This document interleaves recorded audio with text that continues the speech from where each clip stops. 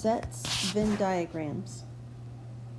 A Venn diagram is a way to visually represent sets.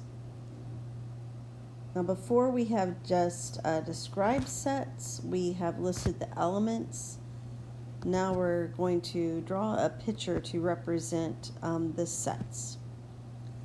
The rectangle represents the universal set, and within the universal set, each set is represented by a circle. The overlapping regions indicate elements common to the sets that overlap. Basic Venn diagrams illustrate the interaction between two or three sets. Venn diagrams do exist for more than 3 sets, but they can be a little messy.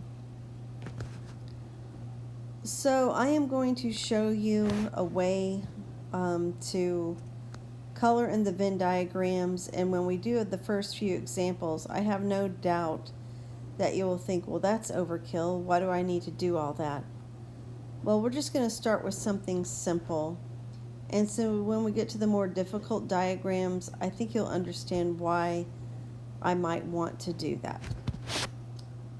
All right, so the process I was going to show you is in this particular Venn diagram on number 1, I actually have 1, 2, 3, 4 different regions. And so when they're asking me to shade set A, you'll notice that 2 of these regions make up set A. That would be regions 1 and 2. So if I want to shade set A, it's going to be regions 1 and 2 that I will shade in. Okay, so let's work a little bit more quickly here. I'm going to move my paper up just a tad. All right, so let me, I'm going to go ahead and pause this and number my regions real quickly. All right, I labeled all my regions for page 8 anyway. So set B is comprised of regions 2 and 3. So that's what we will be shading.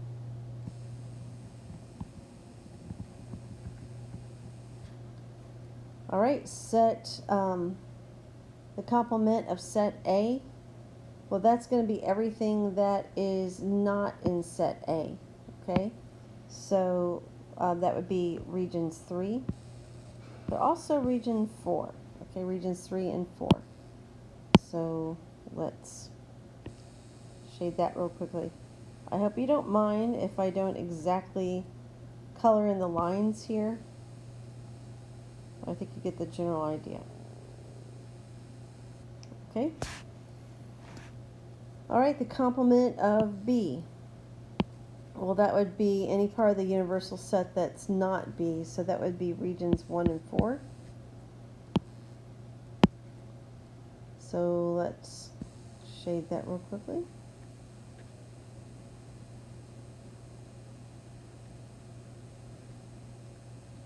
So you might find a highlighter to be helpful when you do this work. Okay. All right, the next one is regions, the union of sets A and B. So we're looking at everything in set A, set B, and both. So that would be regions 1, 2, and 3. So we're going to shade all 3 of those regions.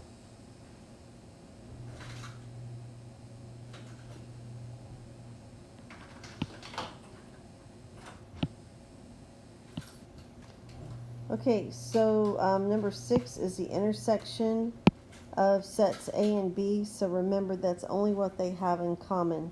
So that's just going to be region 2. Therefore, that is all we will shade.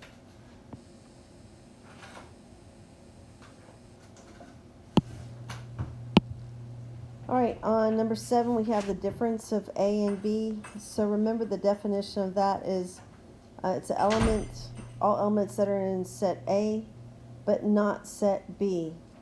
So that means we are only going to be shading region 1.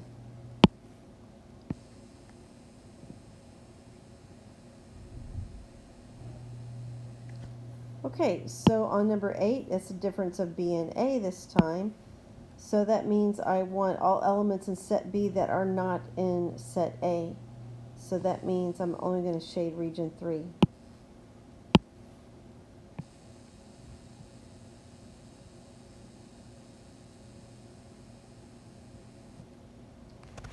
Okay, so next I have the complement of the difference of A and B.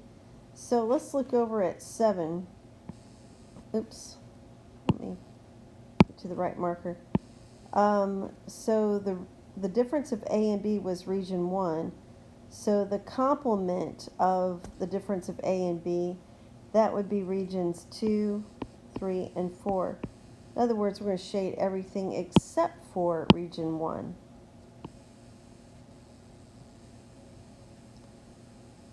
I usually don't do that great of a job with these, so it's going to be a little bit messy. Okay.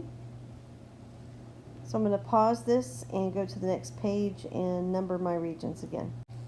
So this was the complement of the difference of B and A. And remember, the difference of B and A was just section C, but we want the complement of that, which means I will be shading sections 1, 2, and 4 on this go around. So everything but section 3. Okay.